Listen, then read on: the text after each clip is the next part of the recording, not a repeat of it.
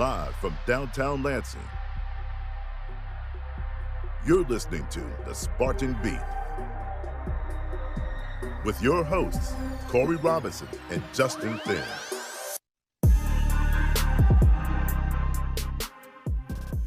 Hey guys, welcome to another episode of The Spartan Beat. I'm Justin Thin. I'm here with my co-host, Corey Robinson. We work for the 24/7 Sports Michigan State site.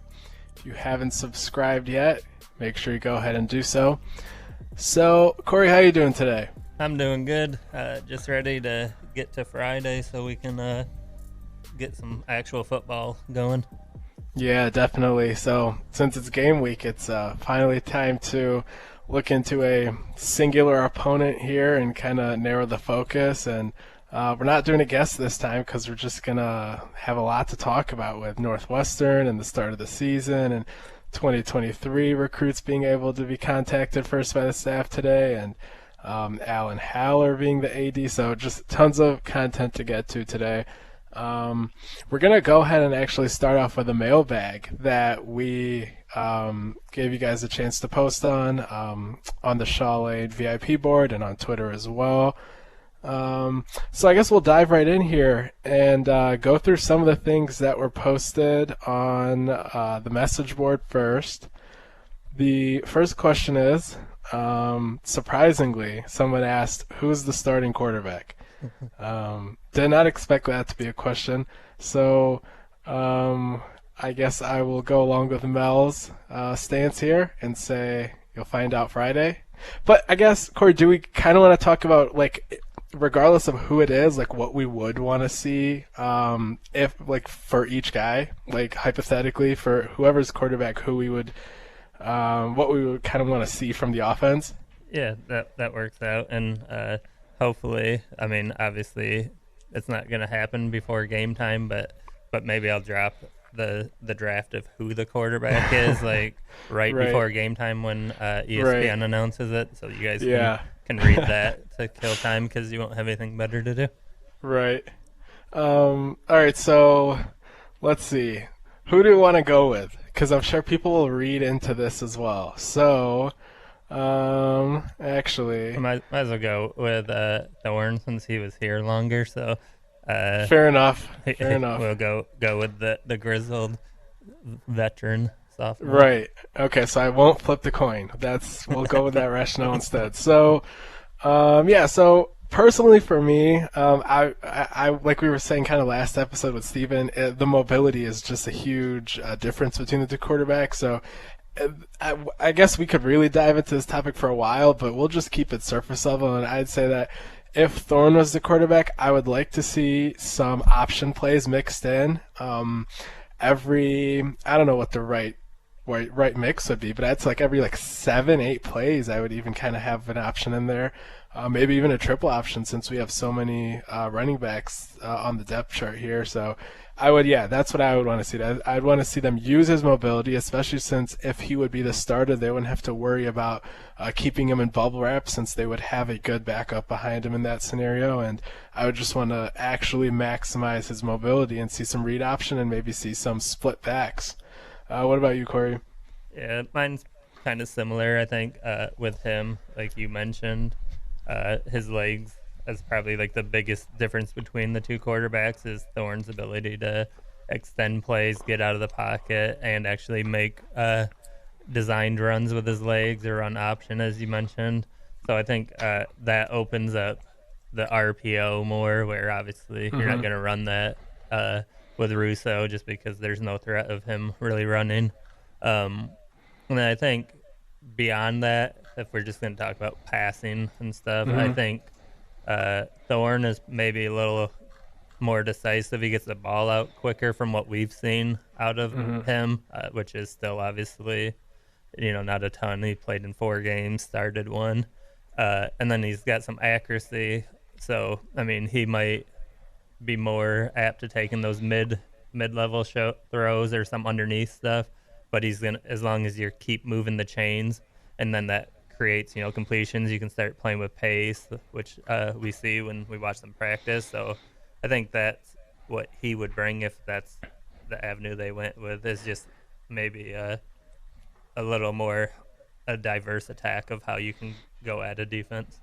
Right, and I'll just let you go ahead and start with what you want to see out of Russo, because I feel like we're gonna have the same thing again, and I don't want to take it again. Yeah, well, Russo, it's he's got the big arm. Right. He can challenge a defense vertically. Obviously, Michigan State's got the wide receivers to do that with Naylor and Reed as the top two. But then, I mean, you look at some of the big guys that they have. Christian Fitzpatrick, the transfer, where I don't know what he comes in at on the depth chart, like what they have him listed at, but he looks like he's damn near 6'6", and he's a thick-bodied guy. Keon Coleman, he's all of 6'4" and a thick-body guy. So, I mean, you got guys that can go up and get it, and then Malik Carr and kind of that hybrid tight end if he's healthy and ready to roll. So I think with him, he could take advantage of a lot of those weapons deep. And then, obviously, he has a lot of the experience, so he's not going to be rattled or nervous in any of the road games or stuff like that because he's been through all those battles at Temple. Yeah, definitely. Yeah, like you said, I would just throw it deep more than we've seen any MSU quarterback throw deep in the last few years, and I would take a lot of advantage of that arm that he has. Definitely. Since he doesn't have the mobility, the offense would be less dynamic, but that's what you would hope to kind of trade off for being able to get more yards per play, hopefully with longer throws. Let's see. Somebody asked, who are some remaining realistic targets for 2022? Somebody else also asked later in the thread, what is the ideal way for the class to end? So I guess we can kind of group those together. So we can talk about who are the guys that are just on the board, I guess, and obviously landing them would be ideal. So let's just go ahead and down there. Corey, what do you have there? The obvious name to start off with, I guess I'll take the easy one right off the bat, is Dylan Tatum out of West Bloomfield. Right. You and Alan and Steven and Will Fong, Sean, pretty much everybody in America went ahead and put Michigan State crystal balls in for him last week or prior to his football game, sometime last week, maybe a week ago. Michigan State likes him as a safety. Maybe you could play in the box too, but then they also haven't closed the door of him playing some offense. He's just a versatile athlete. I think obviously he's the name that everybody knows about. That's the most likely at this point that you could say, yeah, that guy's probably got a good shot of being here. As confidently as you can say something in his type of recruitment, but Michigan State's in a good spot there. Yeah. Keontae Goodwin, the Kentucky commit. Michigan State's going to have him as an official visit. He's still talking a ton with the Michigan State coaches, Mel Tucker, and then Cap, the offensive line coach. They're in quite constant contact, even more than they were even when he was uncommitted. So, I mean, that's a positive. And what Michigan State sells to him is probably similar to what Kentucky has, is that he can come in and kind of be the man or the face, where if he went to a school like Alabama and Ohio State, who was the other two teams in it for him, he's just another guy. Like, obviously, he's another guy that's much bigger than all of those other guys, but at Michigan State or Kentucky, he's kind of the face, and he kind of likes what Mel Tucker is doing up here, and he thinks 2 years from now, he thinks that they would be back to winning the Big Ten or at least competing with Ohio State. So he's got a lot of confidence in what the coaches are doing up here. So that's definitely another name to keep an eye on. I'm trying to think of who else. I mean, the defensive end. Yeah, the defensive end that was offered out west. I know they're going to be going after him hard. Do you recall the name off the top of your head? No, I've been so focused on the 23s today that that my brain is fried on the non-obvious 22s. But yeah, there's I think there's him, and then I think there's another defensive end, but obviously defensive end. So I guess rather than a name, we'll say a position. Defensive end, they still need to add 2, in my opinion, to the class. Mm-hmm. So I think they offered the West Coast guy you're talking about recently, and then they offered another kid pretty recently too at 22. So defensive end would be 2 spots in my mind. So that puts you at 4, and then I guess they're not taking running back. They're set at quarterback. They want the one more offensive tackle, which we talked about with Goodwin potentially being it. Tight ends done. I don't think they would take a wide receiver unless somebody insanely elite just got excited about the offense this year and wanted to join it. But yeah, so I don't know. I think there might not even be 5 spots, honestly. Yeah, that's kind of what it is like there's not that many spots left, which is also probably why you'll see the ranking spot, the ranking that Michigan State has in right now, that might kind of not be in the top 20s as the year goes on, because they've gotten a lot of commitments already, while other schools are not in the middle of so much momentum as Michigan State was in back in July. So yeah, there's not that much left in 2022, but so out of the 2 questions that I grouped together there, I guess the dream scenario would be getting the guys that Corey mentioned, and then in terms of realistic candidates, I would kind of make the distinction that there are guys like Michael Williams and Jeremiah Caldwell that are realistic in terms of if MSU wants them, they could land them, but right now they have to prove it kind of on the football field, so those are some other guys as well. But yeah, so that is that question. Let's see. So we have someone that wants to know what are the details available in regards to Saeed Khalif's role and the impact he's having. So yeah, I mean, the first thing that I would say is like Darian was mentioning, and like Curtis Daniel was mentioning also on our show.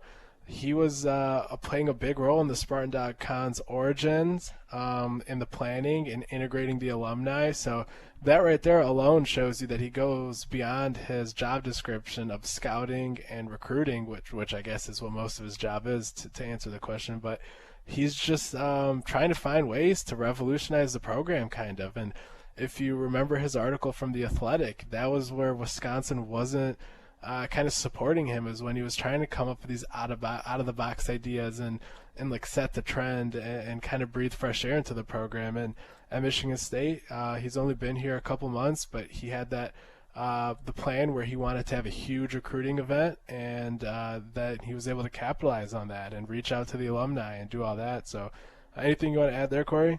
Yeah, I can add to him. That name on the West Coast, because it's bugging me. It's Devin Tompkins out of California, Stockton, California. But as far as Saeed goes, he's kind of, I don't know, for the people that are familiar with the old recruiting staff, not that he's been here this long, but Jeff Martson, where he kind of was the chief of staff, where he oversaw the entire department as far as the recruiting people, all the off-field coaches, all of that, kind of coordinates events, stuff like that. He takes on that role, but then he also does a little bit more like, I guess it would be Scott Aligo, where he has a lot more, I guess he's got a lot more hands-on in recruiting, where he actually goes out and talks to the kids and the families and the coaches.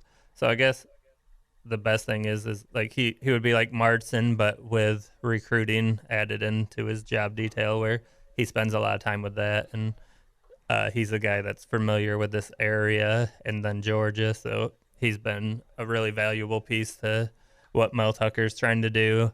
The two of them have a very common bond on how they envision things, which I don't know if anybody was able to read the article with The Athletic that he did with a Wisconsin reporter after leaving.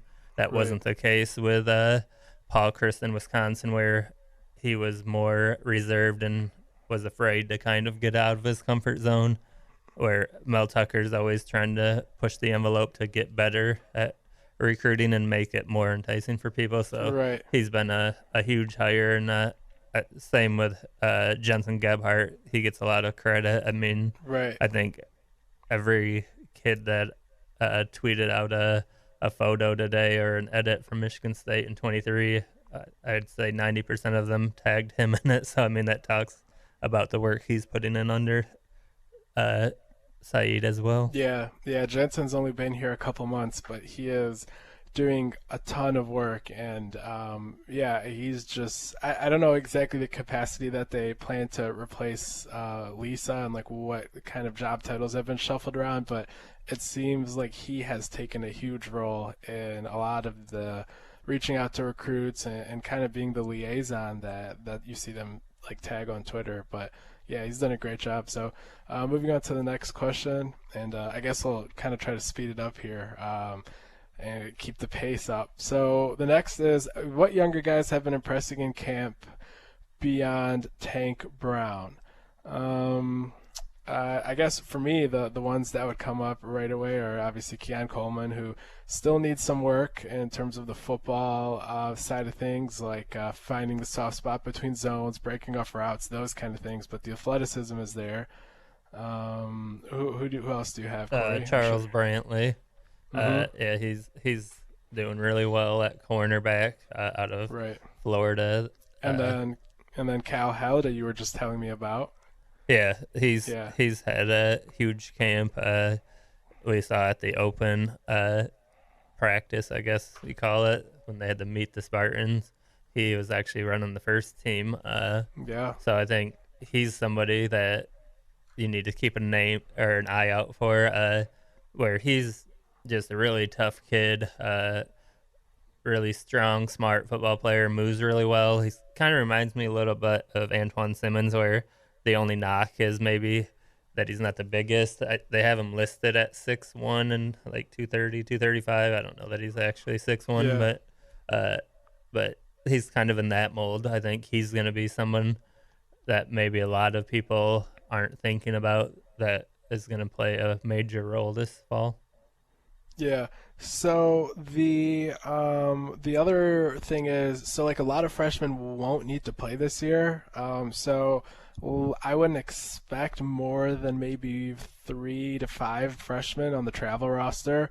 And then the long snapper, Hank Pepper. Right, I feel pretty good about him playing it. So I guess you can add him to the list of the young guys. The 3 freshmen I would say that for sure would be on the travel roster would be Keon, Charles, and Hank Pepper, because Hank I would expect to start at long snapper because I believe he's the only scholarship one on the roster. And not that he'll play, but I guess a guy that will throw his name in is Derek Harmon, the big defensive tackle. He's doing really well in camp as well. Right, yeah. So, yeah, a lot of the freshmen won't really need to play this year, we also Cal Halliday's not a freshman, but he's a young guy that might even be a redshirt freshman, yeah. Right. So, I mean, if we start looking at some of those guys, he would definitely be a name. Yeah. And then, I mean, I guess Montori Foster. True. And Terry Lockett are some other guys. And, I mean, honestly, even the transfer, Fitzpatrick, I mean, a lot of those transfers are really young guys that have 4 years of eligibility left due to COVID or whatever coming in early. Right. So I mean, they got a lot of youth on the team. I think it's 40 guys are underclassmen. Yeah, something like that. Yeah. So the other question here is, our punter situation concerns me. 2 questions. Has Behringer improved, and do you think we can expect a punter in the 2022 class? He got a scholarship today, so I guess that probably answers our question. Yep. And so I think, he's improved. He actually, I mean, I think he won Special Teams Player of the Week a couple times last year. It's just the consistency that he lacked. So if he gets the consistency down, that's not something that you can't foresee happening, because he was good most of the times. It's just that he had a couple games that he was bad, and you can't have that. And some long punts and some short punts that kind of had the average settle in between. So consistency, you're right, definitely. Yeah, and I think as far as the scholarship goes, I think it depends on what he looks like this year, because I heard that they could actually get another year out of him if they needed to. So I guess that's a to be determined, and that's Right. easy to do because a lot of the punters Yeah. are still out there, the top punters, so that's not a big deal. You can just go down to Yeah. Australia and grab one if you needed to. Yeah. So yeah, Behringer looks like he's improved. And for the second part of the question about the spot in 2022, that's a TBD. Let's see. Who's a player that you thought was definitely going to MSU but did not end up going to MSU? I guess okay. So you go ahead. Okay, so for me, it's Mekhi Bior, the linebacker from New Jersey, just because of the fact that the source that we got the information from that he was going to commit to Michigan State seemed to be someone that was very direct and in contact with him. And then I guess at some point he just didn't even take a visit, and that kind of went not Michigan State's direction. But who do you have, Corey? I go back a little bit further than him, but yeah, he's definitely one of those ones that I blacked out of my memory just because of it being so weird at the end. But for me, it was Ambry Thomas, who went to Michigan. Like he was definitely going to Michigan State for a very long time. He's a silent commit, as they called him, for quite a while. And then someone that Justin probably saw a lot of, KJ Hamler. Those two, for me, like those guys were going to come here, and then they didn't because of some of the off-the-field issues. But those were the two that I always wondered what would those guys look like had they been here, where obviously Hamler had a great career, but how much would Michigan State's offense be more diverse had they had a weapon like that? Because they haven't had that since Keyshawn Martin. And then obviously Ambry, I believe he's in the NFL, but he didn't have the career at Michigan or get the preparation at Michigan that I think he would have under D'Antonio and all of them. Yeah. Then another question kind of along those lines is favorite and most entertaining interaction with a recruit. This one, I tried to think about it, and I don't have a great answer, even though I really liked the question. Because you don't really recall any interactions where it's like entertaining with a recruit, right? Like it's mostly just business for the most part. I know talking to Tyrell, anytime we see him in person, that's always fun. Yeah, he's funny. Yeah, just last time we were at Sound Mind, Sound Body, we were both walking away, and Tyrell just yelled and like caught up to us and talked with him for like 20, 30 minutes, but not really any particular conversation comes to mind that was entertaining or anything like that. But at the go ahead. Spring game, I guess, that was totally unrelated, but when we were next to a lot of the 21 guys, and they saw my tattoo and joked about me spending big money on tattoos instead of getting the cheap ones. Like caught me off guard, but usually, yeah, like you said, it's usually business with them, and they joke around, but it's not anything too crazy outside of just joking about football or other people or something, messing with each other, talking about who's the better basketball player. Like I think they're honestly, a lot of those guys are more competitive about who the better basketball player was than when they are on the football field. Yeah, yep, definitely. And then I know just like a guy that's always like fun to talk to in the current class is like Chase Carter. I know we talked to him just on the side. So that's a guy that also is just an engaging dude to just have some conversations with. Let's see. Looking forward to 2023, who are some kids that really shine as targets regardless of stars? So here we'll just kind of list them and not really analyze them because time is running low. But Corey, what are just some names on the top of your head? Top of my head, there's Jonathan Slack, Dante Moore, Cole Dellinger, let's see, Dylan Senda, let's see, Trevor Carter, the linebacker out of Ohio. Yeah. His coach, being Trayvon Pendleton. I know they like him a lot. Let's see. I'm trying to think of who else is really out there. Jalen Thompson, that's a name everybody's pretty familiar with.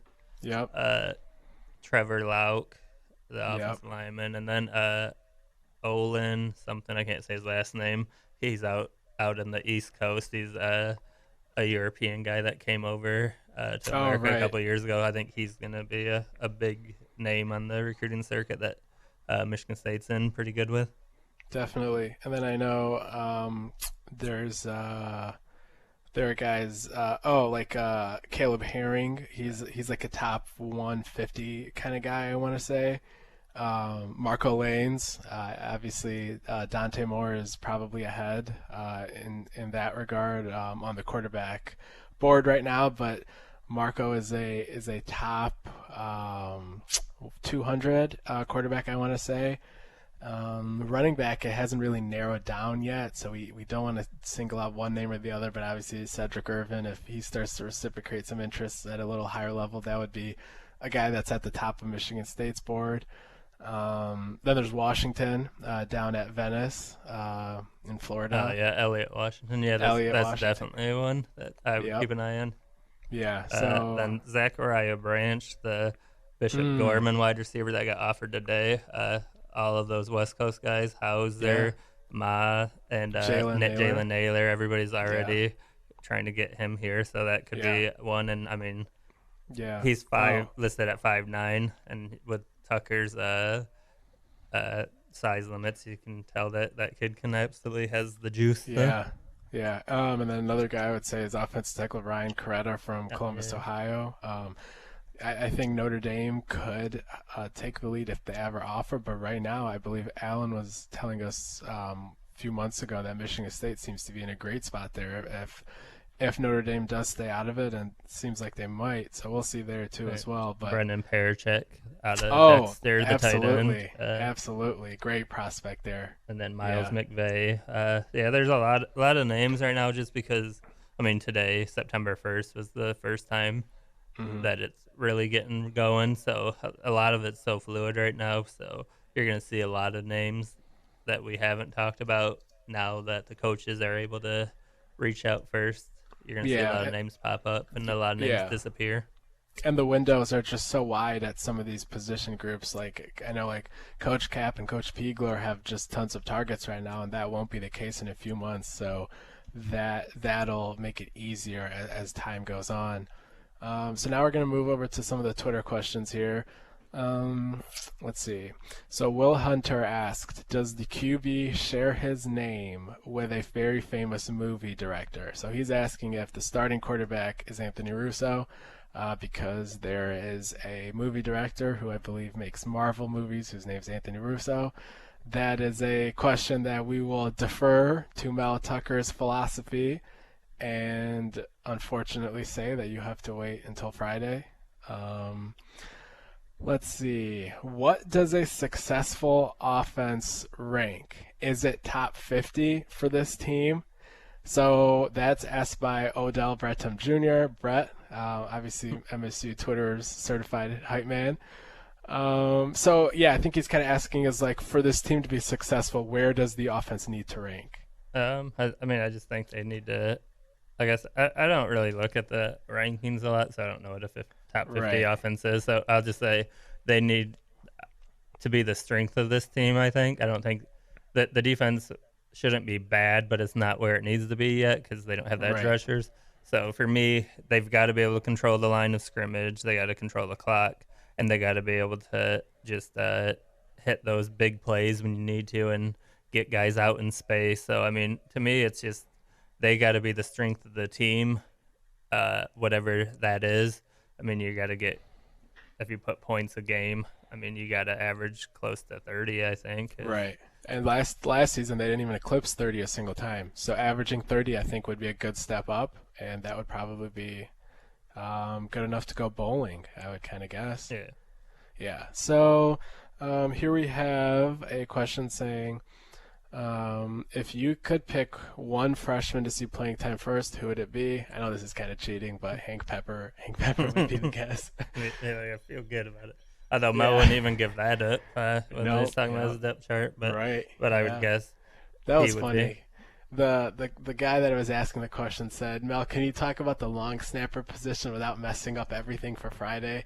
And Mel goes, "Without messing everything up, maybe." and then still gave two guys because he still felt like that was going to be too revealing. But yeah, so Yeah, I think, I mean, obviously, and what do we call? Are we saying true freshman or just freshman? I'm assuming the person means true freshman just because that's kind of usually. Yeah, I what they think mean. Keon Coleman or Charles Brantley are the two easy names if you're going by skill positions and not the snapper, but which is also very important. I think both of those guys might see a snapper or two or three in the Northwestern game. They'll probably try to mix up wide receiver 3 quite often, just to kind of see if anyone can emerge. And then if Northwestern goes with any 4 or 5 wide receiver sets, that would obviously open the door for Brantley to sneak in there. So I think that's kind of likely that you might see those guys in that game. What's a song you'd replace Thunderstruck with for entrance music? I know I have one right away. Just because of how effective it was for the Eagles when they won the Super Bowl, and just how it was their song for the whole playoff run, and just how it felt to like watch them come out at Hard Rock Stadium with that song in the background. And that's "Dreams and Nightmares," Meek Mill. I don't think any of the people out there that are not rap fans would know it unless they're Eagles fans, but that's the song that I would say for sure. Yeah, that's one of my go-tos on my way into work to get me through the day. So yeah, I think that would be a lot better. I think that's something that's needed to be updated since 1982 or whatever they picked that song in. Yeah, like that's probably time to get something that the students and players actually can get hyped about. So yeah, that's a good choice for me too. Yeah. Spartan Dog 97 asks, what does the top of the board look like at 2023? Asking what positions are they looking to hit the hardest. I would say right now that's not going to be clear until they kind of see which positions are lagging behind during the season, where there might be attrition and things like that. I think right now they're trying to just hit all of them pretty hard. But I guess one thing I would say is running back would be harder than most since they don't plan to take one in 2022. Yeah, defensive end I would put That's there. True. Just because they still need to get game changers there, and then Mel Tucker's never not going to make defensive back a priority. Right. So I would say, like you said, running back, defensive end, and defensive backs would be the main focus off the top of my head. Yeah, and obviously they will take a quarterback in every single class, but I'm assuming that they're really, really sold on Hauser, so they're probably going to try to be kind of maybe take a very, very picky position in terms of quarterbacks, and maybe not have to cast as wide of a net. Kind of maybe like how Peagler did it in the current 2022 class, but maybe without the option of just not taking one at the end. That might be the one difference there. But let's see. At this point in camp, being that one guy has not separated from himself in the quarterback battle, are they going to pick the guy based on whoever can give them the final record and help them win the most at the end? So that's by Dougie Tutter. Yeah, I don't think that's necessarily accurate, I guess. Like what he's saying publicly and what they know behind is different, I guess, would be my best answer. Like they've known who the guy is. Since, right. So let me rephrase his question to say, because I know this is a philosophy that people have debated back and forth, is should they pick somebody with the intention of the long-term benefit of the program versus just if one guy can help them win more games, but not. So basically Russo is better in this debate. Russo is thought of as better for the short term, like quick wins and losses record, and Thorne was thought of by people as he needs development. If it's even close, go with him. But like I had always maintained, is you pick the guy who gets you bowl eligible this year and nothing else matters. And I'm pretty sure Mel had the same philosophy. So if Thorne does happen to be the starting quarterback on Friday, that means he was better, and it's not about development. Would you agree? Yeah, I think Mel wants to win now. He obviously you recruit to set up the future. You do all that other stuff to set up the future, but the best way to set up the future is to win football games, because then that gets people's attention. So whoever it is, whether it's Russo, Thorne, or anybody else on the roster, I guess. Right. He's going to pick who he feels can win on Friday and then the next Yeah. Saturday and that, because he wants to win and he wants to be able to sell the brand as a winner. Right. Next question is, can you talk about 2022 recruiting? They haven't put out many offers. Trout's going to Virginia, Shoot maybe to Duke. Where do they go from here? I'm not going to pretend like I am on board with the way that they have made offers in this class. I think Trout should have been offered earlier, but I guess to be fair, they were recruiting him really hard. But it was, I don't know, I would just offer him sooner. And yeah, I think they definitely should have offered more guys. I know the reason why they don't offer more guys is because Izzo doesn't want that to be a point of leverage for these kids to go ahead and just get tons of other offers and kind of just use Michigan State as a springboard. But I think at the end of the day, that should matter less than making sure you have enough good options.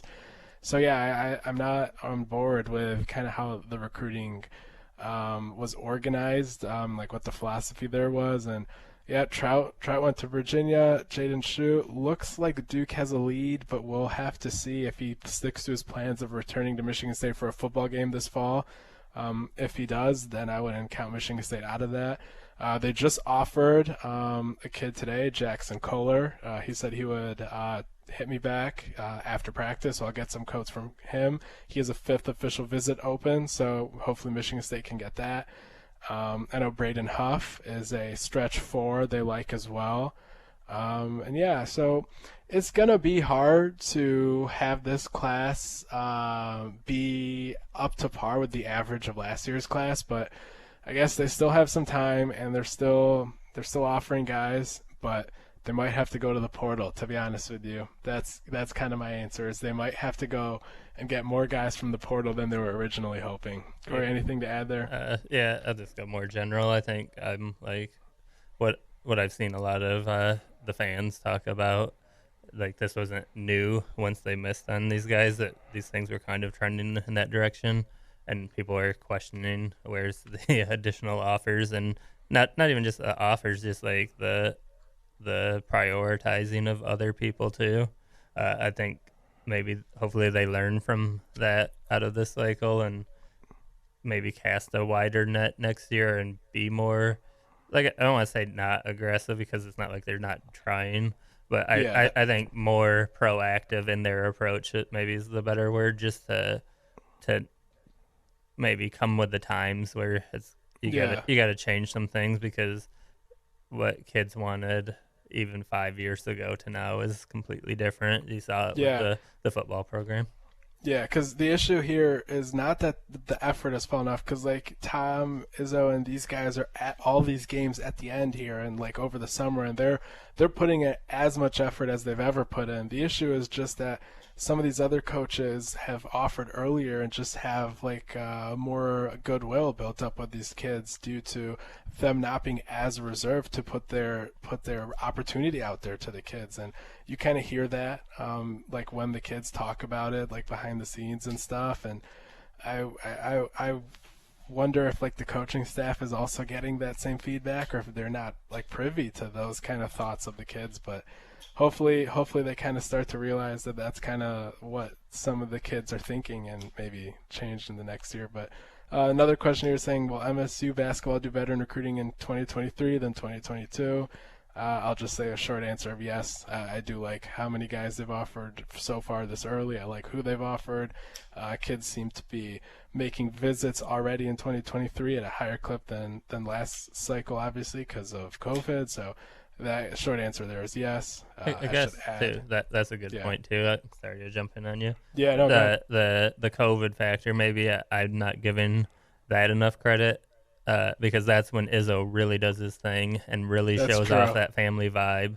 So maybe I learned something on the show tonight by you saying that, and it kind of clicked in my head that like we almost take him for granted because he's been here for so long. But at the end of the day, what always made his recruitment is getting those guys on campus and around the players and the former players. So I guess that's true. I guess that's maybe something I didn't weigh heavily enough into the whole approach, where maybe he had that same approach that it's always worked for him, that he's always went with, but he didn't have the back pocket of bringing these kids on campus and getting them Right. around.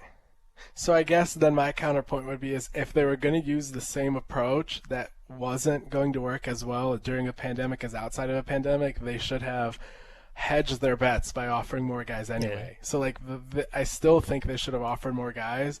But yes, that's a good point in their defense for sure. Who do you think will be the most impressive player on offense and defense this year? And for football, Michigan State football, yes. I think offense, Kenneth Walker. Yep, That dude agreed. just said, like everything I've seen of the few little clips that they let out, it seems like he's always bouncing something outside or dragging someone. Yeah. So I think he's probably the easy one. If I went with a secondary guy, it'd be Jaden Reed or Naylor. I like for me personally, I think the offense is what's going to carry the team. Yeah. Defensively, I'll go for a wild card like Jalen Hunt, the defensive tackle. I know he's not going to put up eye-popping numbers being a defensive tackle, but I think he can control the middle of the line, which will allow you to cheat on the edges a little bit more. So I guess I'll go with him where it's not going to be a numbers thing, but more of an impact thing. Yeah, and a lot of the better defensive tackles in the NFL are kind of the same way. Guys like Fletcher Cox on the Eagles, they don't get the sacks. They don't get those kind of tackles for loss, but they eat up blocks, they eat up double teams, and the guys around them are the ones that succeed off of that. So definitely get what you're saying there. For me, same thing with Kenny Walker on offense. For defense, I want to say I kind of don't want to say Ronald Williams just because we haven't seen anything, and that's kind of just more so going off of expectation instead of concrete proof. But he's kind of who I was leaning towards there. But maybe I'll go ahead and say Xavier Henderson should be a stable and proven commodity in the middle of the field.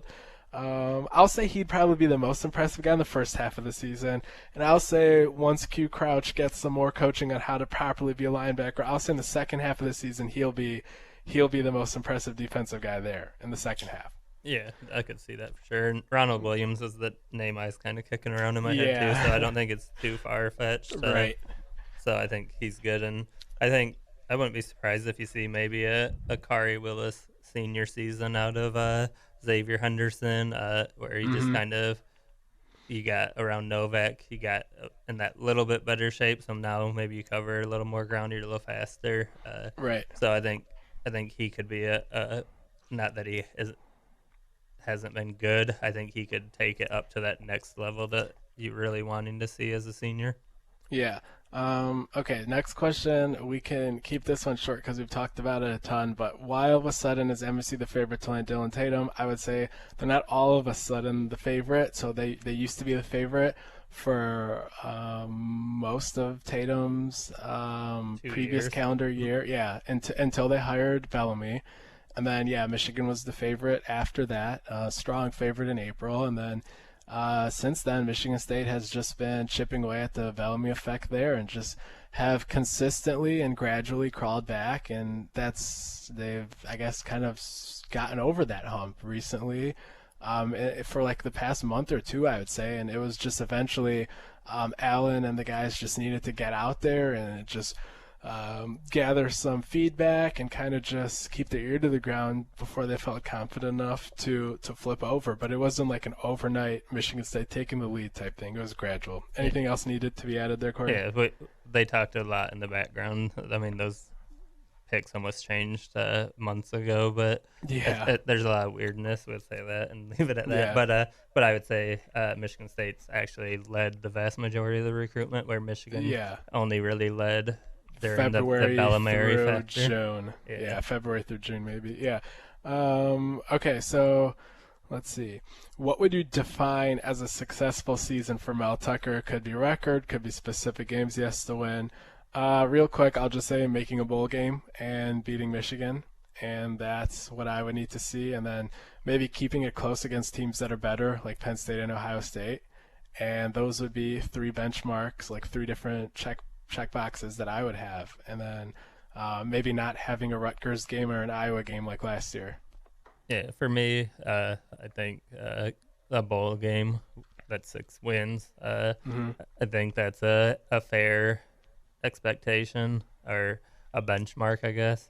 Uh, so there's that one that I agree with, and then I guess just like seeing like improvement and like being able to compete, even though you're better physically than you were last year by a good amount, but you're still not necessarily where you need to be when you're playing Miami or Ohio State on the schedule, just as far as total athletes goes.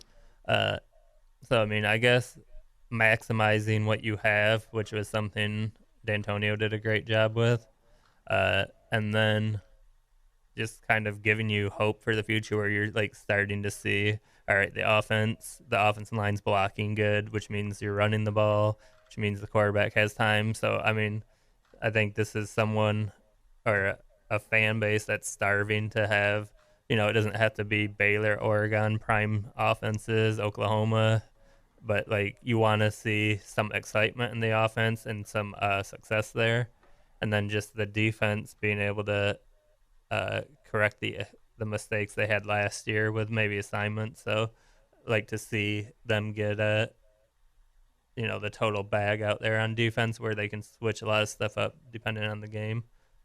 Yeah, definitely. So that is the end of the mailbag question. So let's see. Northwestern. So we kind of talked about Northwestern at length during last week on the scheduled preview, but let me hit at some bullet points that are kind of probably well known, but they're kind of really all you can say at this point, really, because they have a lot of unknown pieces too. So we can't really give that much in depth of a look at them either. But key bullet points: running back 1, Cam Porter is out for the year.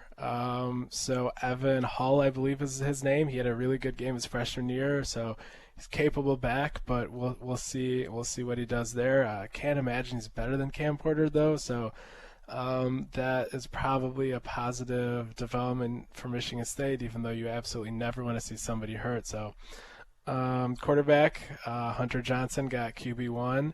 And it was named publicly by Pat Fitzgerald over a week ago. Hunter Johnson was not a very good quarterback the last time we saw him in 2019, but the narrative over there in Evanston is that the last year sitting behind Peyton Ramsey like transformed the way he plays quarterback. So we'll see if that's true. Could be, could not be. We'll see. But that's kind of what the quarterback 1 battle kind of shaped up with. Let's see. They lost lots of production. Obviously, that's the number 1 bullet point when it comes to Northwestern. They're last in the FBS and returning production. That's kind of the biggest reason why I think Michigan State will win this game, is that fact alone, is you cannot replace about 70% of your production and beat a team that you lost to the previous year. But then again, Michigan State has lots of moving parts, lots of new guys. Even if I think they're more talented than Northwestern's new guys, you don't know how these guys will gel. You don't know the miscommunications in the back 7 on the defense. You don't know passing routes might be on different pages. So you never know. You can never be too sure, and I don't expect a blowout, even though I might believe that the talent levels are on 2 pretty vastly different lengths. But Corey, anything you want to add about the big picture there? We can't really dive into too many X's and O's since you don't know how they'll line up and stuff. But I think the big thing for me, or the big takeaway, is how you mentioned they lost a lot. And it's not only like what they lost, it's like where they lost it. They lost the really good tackle. They lost their running back to an injury. They lost Newsome, the cornerback, who I think was the best one in the Big Ten last year. You lost a couple defensive ends. I mean, so those are like your spots that make up for a lot of things. If you have a corner shutting down half the field like Newsome, or if you have 2 edges coming off getting pressured, then you don't get to cover as far. And then obviously an offensive tackle that's a franchise type of tackle speaks for itself. So it's not even, everybody loses pieces. They lose like key pieces at key areas, and that makes it tough. Plus, you're breaking in a new quarterback as well. Yeah, and I think for the most part, I think they have a lot of their defensive backfield returning, other than Newsome, like you said. So they might have, I guess, they might have a lot of returning production there, and I know Brandon Joseph is a really good safety, but even if let's say their defensive backfield doesn't fall off too much, the fact of the matter is they ran it all over Northwestern last year, and that was when Connor Hayward was running back and not Kenny Walker. And Michigan State's offense line should be better this year. So even if you can't count on passing all over Northwestern, because let's say that them only losing one corner is not enough of a fall off, even though he's really good, there's still kind of no excuse for not running the ball all over them. So that's kind of what I take solace. And I think that's what they want to do. I mean, obviously they're not just gonna cloud of dust it, but Michigan State wants to establish the line of scrimmage and get that offensive line feeling good at saying, all right, we're pushing teams downfield this year. We're not getting pushed back. So I think you're going to see Michigan State come out with a purpose when trying to run the ball and control the clock. And, that just the more you have the ball, the better it usually works out. Right, yeah. And then I guess I should kind of add the caveat because I have called him a part of last year's team as a mistake too, and I know Corey just said that, but Rashawn Slater actually didn't play last year. I guess he opted out. Just Googled that real quick because I think I saw that on Twitter. For some reason, today, I was thinking he was on for some reason. Yeah, but either way, the rest of all the lost production still remains. The overall argument is still the sound. Defense there. Yeah. Right, exactly. So I guess that really covers it there with Northwestern. Do you want to give a score prediction, or do we not want to do that? I suck at score predictions, so we can skip it then. Plus, we don't want to give anybody bad gambling advice. Yeah, exactly. Yeah, but I will say that the line has started at, I want to say 6.5, and I think now it's 3 points in favor of Northwestern, and part of that is Vegas bakes in a 3-point home field advantage, and they do it for every team without thinking about the fact that it won't be a home field advantage for Northwestern. So basically the line is even if you subtract the home field advantage there. So if that's something that's appealing to you, I would recommend looking into that. I guess the other thing that we should mention, the time went by really quickly. I guess the mailbag took twice as long as I thought, but so we might have to save the 2023 September 1st activity for later. But Alan Haller today was named the athletic director of Michigan State. What's your initial reaction? I think that's as good as you could get, really. I mean, obviously everybody knows about Jarmond at UCLA, but that was going to take a whole lot of things on the side to make that happen. Doubling the money, you got a huge buyout and all of that stuff. So with Allen, you're getting somebody that knows the culture, and people might be like, oh, well, is he experienced? I mean, he was a major role in Mel Tucker being here. He did a lot of the facility upgrade stuff. I mean, he's been doing a lot of this stuff for years at Michigan State. He knows what he's doing. He knows the landscape. He knows what he's up against, which is just as big. I mean, because you bring someone new in here and they think everything's going to go the way they want, and there's no things that are going to trip them up or slow them down on the way. So I think his familiarity, he knows what it is. People know they can trust him.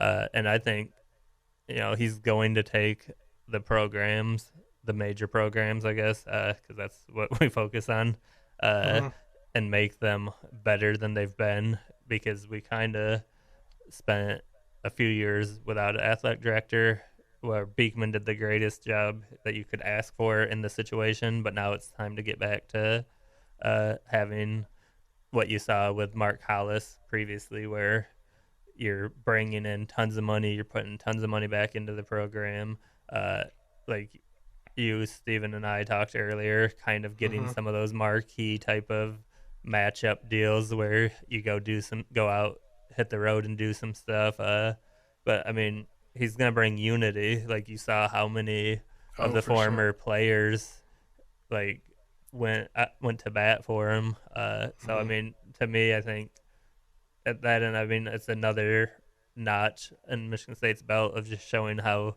great they are at being in the forefront of diversity. Like, you have a black athletic director. I think he's the sixth one. Black head coach in football. All of these things matter.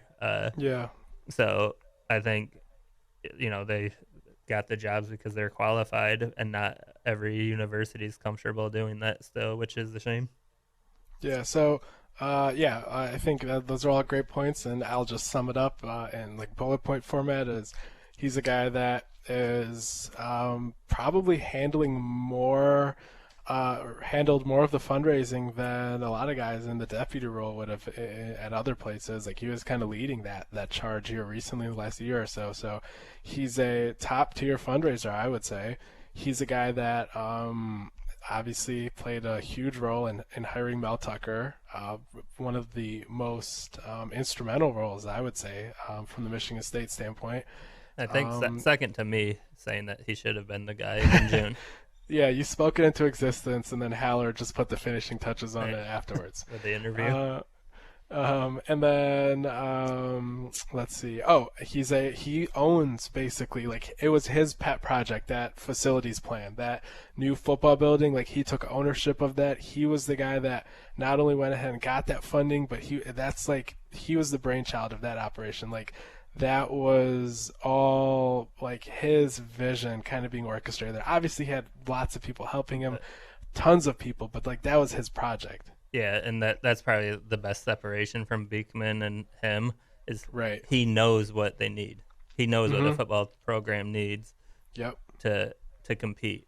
Where Beekman doesn't understand that because that's not where he's from. But what he did great was just kind of pull everything back together. Right. Yeah. So key points is he can fundraise with the best of them. He can handle these special initiatives that are program changing, like a new football building. He hired Mel Tucker. I believe he's also on the search committee for the Coach D'Antonio's hiring. I don't know how huge of a role he played there. Probably not as big as the Mel Tucker hiring, obviously, but those are all things that you would need from him in the athletic director role. Like, he'll need to hire new coaches.